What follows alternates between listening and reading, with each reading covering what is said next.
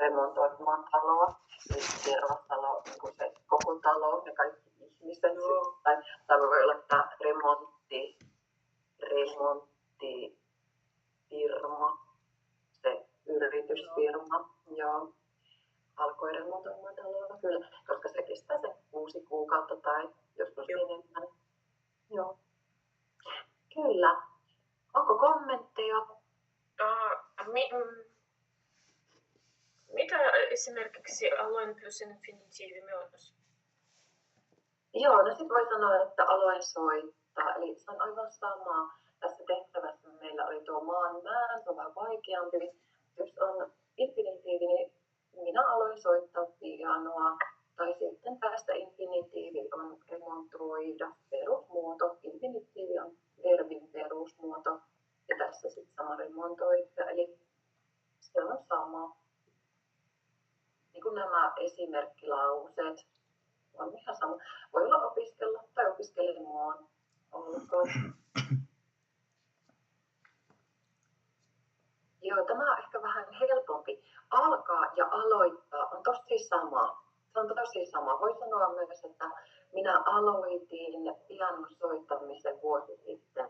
Mutta ehkä tämä aloittaa plus substantiivi on vähän vaikeampi, koska substantiivissa täytyy olla sitten genitiivi tai partitiivi objekti. Joskus objekti on monikosta.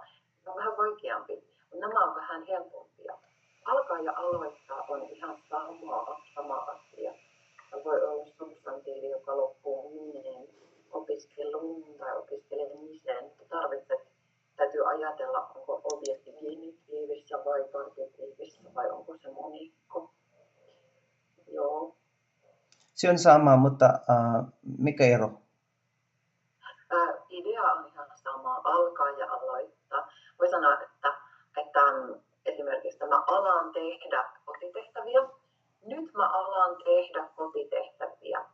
Tai nyt mä alan tekemään kotitehtäviä. Nyt mä aloitan kotitehtävät. Nyt mä aloitan kotitehtävien tekemisen. Niin idea on ihan sama, mutta nämä alkaa plus verbi on helpompi sanoa. Se on vähän helpompi. Kaikki tarkoittaa sama, mutta the usage is different. Mutta joo. Kaikki on sama, mutta tässä sano vaan. Kaikki on sama. Joo, anteeksi. Joo, kun mä puhun, mä käytän molemmat. Joo, voi käyttää ihan molempia, kyllä. Tuo alkaa plus verbi on vähän helpompi, vaan että tässä aloin opiskella, eli alkaa plus verbi, perusmuoto. Tai alkaa opiskelemaan, alkaa plus verbi, maanmuoto.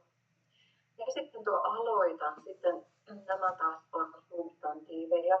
Eli jos sanot aloitan, aloittaa, niin täytyy olla seuraava sana substantiivi. Eli ei voi sanoa aloitin opiskella. No puhekielessä joo, mutta se on niin kuin korrekti kirjakieli on aloittaa plus substantiivi. Tai aloittaa plus tällainen minen substantiivi. Nämä on sama substantiivi tai minen substantiivi. Joo, mä ymmärrän toinen kerran, kun Sartar sanoo alkaa, jos jokin alkaa. Esimerkiksi koulu, loma, sinä voi kautta alkaa. No, jos sinä persona haluaa alkaa jotakin, sinä sanoo aloittaa. Kyllä, siinä on tämä ero jo, että jos on alkaa tai hyvä kun sanoit tässä musa, koska tässä on se yksi ero, että joku asia alkaa ja jos sanot,